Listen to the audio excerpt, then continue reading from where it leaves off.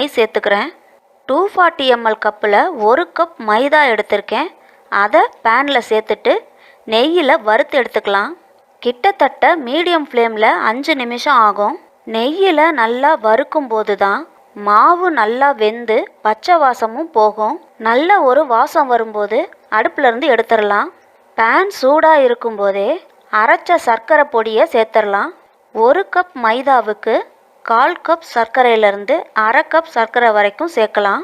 1/4 கப்புங்கிறது இனிப்பு ரொம்பவே கம்மியாக இருக்கும். 1/2 கப்புங்கிறது கொஞ்சம் ஸ்வீட்னஸ் அதிகமாக இருக்கும். அதனால் மீடியமான அளவு எடுத்துக்கலாம். எல்லாத்தையும் நல்லா மிக்ஸ் பண்ணிவிட்டு நெய்யில் பொரிச்ச முந்திரி திராட்சையை சேர்த்துடலாம்.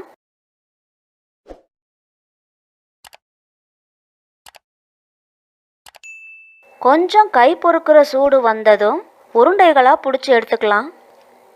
மைதா மாவு ரொம்ப நைஸ்